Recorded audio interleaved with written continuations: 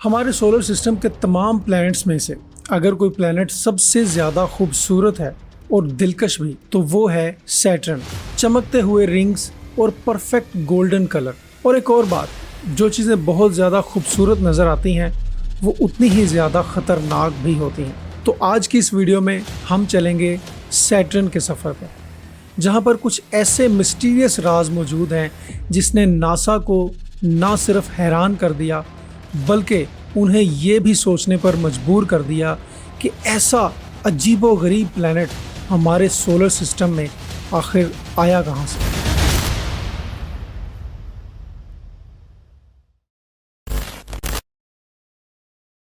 एक छोटे से पॉज के लिए माजरत। अगर आपको हमारा कंटेंट वैल्यूएबल लगता है तो हमारी वीडियो को लाइक करें और कमेंट बॉक्स में अपना एक्सपीरियंस ज़रूर शेयर करें, और इसी तरह के मीनिंगफुल कंटेंट के लिए हमारा चैनल सब्सक्राइब करें। Thank you. सैटर्न सूरज से छठा और हमारे सोलर सिस्टम का दूसरा सबसे बड़ा प्लैनेट है। सैटर्न सूरज से तकरीबन 1.43 बिलियन किलोमीटर दूर है, लेकिन ज़मीन से इसका औसतन फासला 1.2 बिलियन से लेकर 1.7 बिलियन तक कम या ज़्यादा होता रहता है।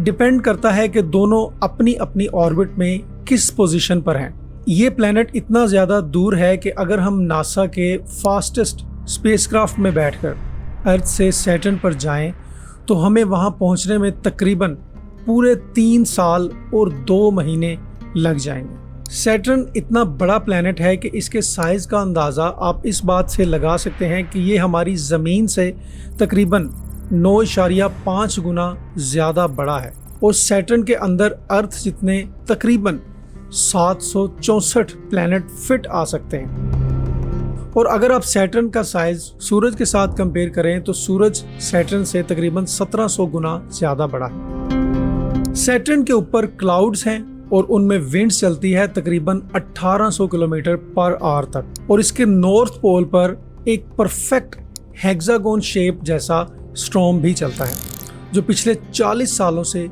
चलता आ रहा है। ये एक नेचुरली जियोमेट्रिक स्टॉर्म है और इसका एक्सप्लेनेशन आज तक पूरी तरह क्लियर नहीं हो सका। नासा ने 2024 की एक रिपोर्ट में ये भी कंफर्म किया था कि ये स्टॉर्म अब और गहरा और अनस्टेबल हो रहा है।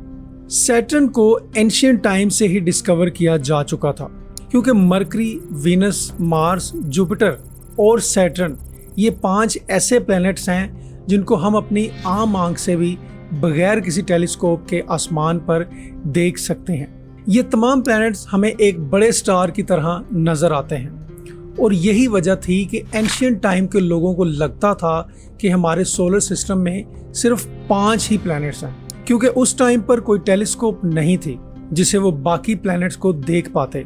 इनफैक्ट सैटर्न को भी एंशिएंट टाइम के लोगों ने पहले से ही देख तो रखा था, लेकिन उन्हें एक बात कभी पता नहीं चली, और वो ये कि सैटर्न के गिर्द कोई रिंग्स भी हो सकते हैं। सैटर्न की रिंग्स पहली बार 1610 में डिस्कवर हुई थी, और उसको डिस्कवर करने वाले टेलीस्कोप के इन्वेंटर यानी गैलीलियो गैलीली थे। गैलीलियो ने पहली बार टेलीस्कोप से सैटर्न को देखा, और सैटर्न को देखने के बाद उसे पहली बार ये पता चला कि इस प्लैनेट के गिर्द कोई रिंग्स भी हैं। 1610 से लेकर अब तक साइंटिस्ट को ये पता चला कि सैटर्न अकेला प्लैनेट नहीं है जिसके गिर्द रिंग्स हैं। सैटर्न के अलावा जुपिटर, यूरेनस और नेपच्यून के गिर्द भी रिंग्स हैं, लेकिन दूसरे प्लैनेट्स की रिंग्स सैटर्न की रिंग्स की तरह डार्क और विजिबल नहीं हैं। वो रिंग्स काफ़ी लाइट हैं और दूर से देखने पर बिल्कुल भी नज़र नहीं आती। यानी सैटर्न एक ही ऐसा प्लैनेट है जिसका रिंग सिस्टम सबसे बड़ा और हाईली विजिबल है। सैटर्न के रिंग्स का डायमीटर तकरीबन 2,82,000 किलोमीटर है, लेकिन इनकी थिकनेस तकरीबन 1 किलोमीटर तक है। और अब जब हम इनकी बात कर रहे हैं तो हमारे जहन में एक सवाल आता है कि ये रिंग्स आखिर कैसे बनी होंगी और ये किस तरह से इस प्लैनेट के गिर्द घूम रही हैं। तो इस बात का जवाब साइंटिस्ट एक ही थ्योरी से देते हैं जिसका नाम है डिस्ट्रॉयड मून थ्योरी। साइंटिस्ट का ये मानना है कि आज से तकरीबन 4.5 बिलियन साल पहले, यानी जब सैटर्न नया नया बना था, तो उसके पास उस वक्त कोई भी रिंग्स नहीं थे। हाँ, लेकिन बहुत सारे चांद जरूर थे जो कि सैटर्न के गिर्द घूम रहे थे।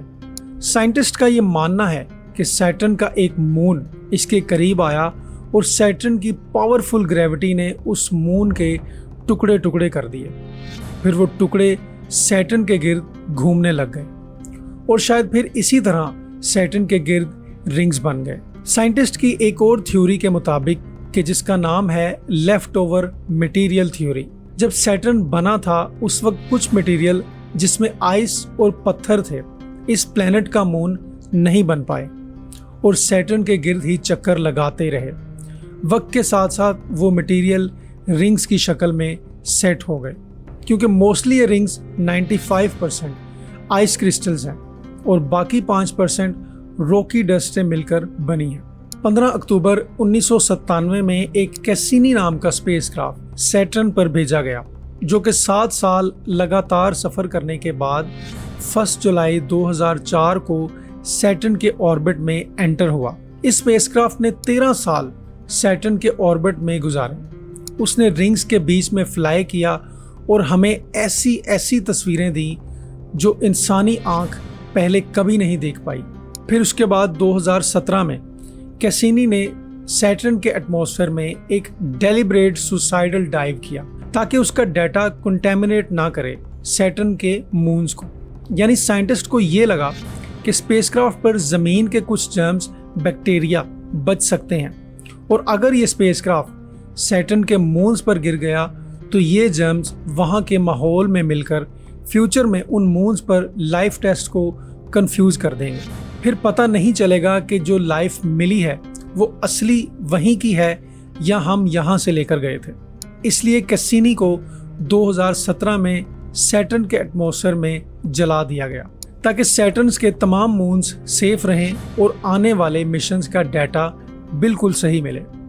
इस सुसाइडल डाइव के दौरान कैसिनी का लास्ट मैसेज था, I am entering Saturn, good bye. अगर देखा जाए तो इंसान अब तक सिर्फ चांद पर ही जा पाया है, लेकिन इसके अलावा आज तक कोई भी इंसानी मिशन किसी प्लेनेट पर नहीं गया। यहाँ तक कि हमारी अर्थ के सबसे करीब वाला प्लेनेट कि जिसका नाम मार्स है वहाँ भी नहीं।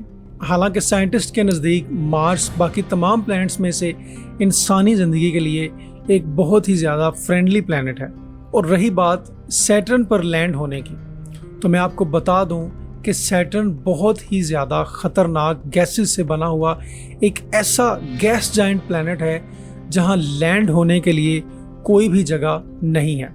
और अगर आप ये सोच रहे हैं कि अगर कोई सैटर्न पर लैंड होता है तो उसका क्या होगा, तो इसका सिंपल सा जवाब ये है कि अगर कोई स्पेसक्राफ्ट या फिर कोई इंसान सैटर्न पर लैंड होता है तो वहाँ पर कोई प्रॉपर सरफेस ना होने की वजह से वो सैटर्न के अंदर ही घिरता चला जाएगा, ऐसे ही जैसे आप एक प्लेन से छलांग लगाते हैं वैसे, हत्ता कि वो गिरते गिरते सैटर्न के कोर तक पहुँच जाएगा। लेकिन एक इंटरेस्टिंग बात और वो ये है कि वो इंसान या वो स्पेसक्राफ्ट कभी भी कोर तक नहीं पहुंच पाएगा। वो इसलिए कि सैटर्न पर बहुत ज़्यादा हाई प्रेशर गैसेस हैं, यानी कि अगर कोई स्पेसक्राफ्ट सैटर्न पर लैंड हुआ तो वो वहाँ के हाई प्रेशर से फट जाएगा, यानी आप कोर तक पहुंच ही नहीं पाएंगे। जैसा कि मैंने आपको बताया कि सैटर्न एक गैस प्लैनेट है, तो क्या इस गैस प्लैनेट पर किसी किस्म की बारिश होती होगी? जी हाँ, बिल्कुल होती है, लेकिन पानी की नहीं, हीलियम की। सैटर्न के ऊपर एटमॉस्फेयर में हीलियम ड्रॉपलेट्स गैस में मिक्स होकर बारिश की तरह बरसते हैं, लेकिन ये प्लैनेट की हीट और कलर दोनों को इफेक्ट करते हैं। ये प्लैनेट जितना बड़ा है उतना ही हल्का भी है। इसकी डेंसिटी इतनी कम है कि अगर फर्ज करें कि हमारे पास कोई सैटर्न से भी बड़ा पानी का समंदर हो जिसमें हम सैटर्न को डाल दें तो ये पानी की सतह पर तैरने लगेगा। जी हाँ, सैटर्न हमारे सोलर सिस्टम का वो वाहिद प्लैनेट है जो पानी में फ्लोट कर सकता है। 2023 की तहकीक के मुताबिक सैटर्न की अंदरूनी साख्त मुकम्मल तौर पर सॉलिड नहीं है। ये ज़्यादातर हाइड्रोजन और हीलियम जैसी हल्की गैसेस पर मुश्तमिल है। इसका कोई सख्त या ठोस सरफेस नहीं, बल्कि ये गैसेस का एक घना तूफानी क्लाउड है। सैटर्न की एक दिन की रोटेशन अर्थ से काफ़ी ज़्यादा फास्ट है। जहां अर्थ पर एक दिन 24 घंटे का होता है, वही सैटर्न पर एक दिन सिर्फ 10 घंटे और 42 मिनट का होता है। जैसे अर्थ पर एक साल 365 दिन का होता है, तो सैटर्न का एक साल अर्थ के तकरीबन 10,700 दिन का होगा। मतलब सैटर्न का सूरज के गिर्द एक ऑर्बिट यानी एक साल तकरीबन 24,500 दिन का होगा। इसी तरह अगर हम सैटर्न के इस प्लेनेट के कलर की बात करें तो इसका कलर है गोल्डन येलो कलर। लेकिन ये गोल्डन येलो कलर क्यों है? ये ब्लू भी तो हो सकता था, ये रेड भी तो हो सकता था। वो इसलिए है क्योंकि वहां का टेम्परेचर नॉर्मली -150 सेल्सियस तक चला जाता है, जो कि अंटार्कटिका से भी डबल ठंडा है।